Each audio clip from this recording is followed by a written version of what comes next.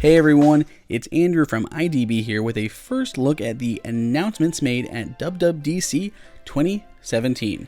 Apple stated they had 6 major categories of announcements, and to start, there is tvOS. Apple announced that they are bringing Amazon Prime Video to the Apple TV and the TV app, which is absolutely fantastic, as well as a few minor updates like automatic switching of themes and syncing home screens. We have much more teased for later in the year.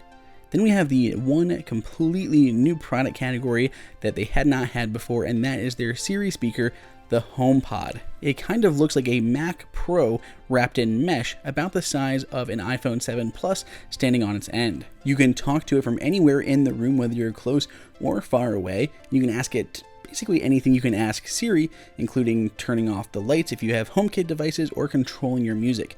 Has a 7-tweeter array around the bottom with a nice woofer coming out the top and a bunch of other smart technology behind it that can kind of tell where it's placed into a room, as well as syncing up with multiple Siri speakers if you want to pick up a couple more. It is also Wi-Fi equipped with wireless AC, so it can actually connect to your network and connect directly to Apple Music, so it can play directly from there without even needing your phone. Continuing our brisk pace, we next have the Apple Watch with watchOS 4. Several new Siri improvements, including changes to this fancy new Siri home screen, some enhancements to the workout apps, including for those swimming laps with them, more personalized notifications as well. So for activity, there's these really cool animations when you hit harder to reach goals, as well as just more frequent ones based on things that you do.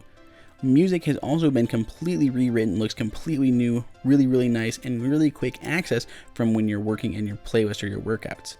There are 3 new watch screens, including this great one of Toy Story that you can either use Woody, Jessie, or Buzz. And of course, there's so much more. But moving on to the iPad, we have 2 new ones, including a new 10-inch iPad. It is a 10.5-inch screen, up from the 9.7 that it was before. We also have a newer 12-inch model, which is the same size as it was in the past. They've got some new screens that are really crazy and bright. They've got new camera setups both on the back, which is going to match the specs of the iPhone 7's camera, not the 7 Plus. There's not a dual lens, just the iPhone 7 camera on the back, and as well as some new stuff for the front camera. That wide color gamut is going to be really nice. They're also going to be faster in every sense of the word. CPU and performance is up 30%, and the graphic speed is up 40%. Even charging is faster because it works with USB 3, so all of your reading will be faster, and if you use a USB-C power adapter, it can charge in twice the speed as before. Lots of great new accessories as well. There are new features for the Apple Pencil, so there's also an Apple Pencil holder, as well as new cases. On the Mac side of things, we saw a look at macOS High Sierra, which has a big emphasis on refinements as well as VR. So there's a bunch of VR development stuff coming to the Mac, and macOS itself got a few small refinements as well as a whole lot of enhancements. If you edit photos on your Mac, there's going to be some great new things here, including the ability to use curves and better working in third-party applications. Mail and other native apps got a lot of boosts. Mail actually uses like 30% less space.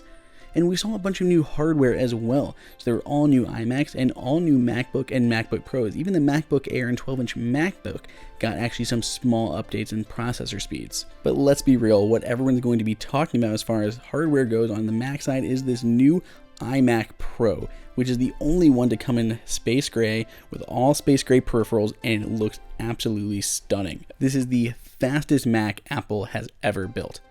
And our last big thing to talk about is iOS 11, which has some great improvements, especially on the iPad side of things, but overall it's great. There's a new dock. On iPad, there's a new almost expose-like interface that you can see here from swiping up all the way from the bottom and keep going.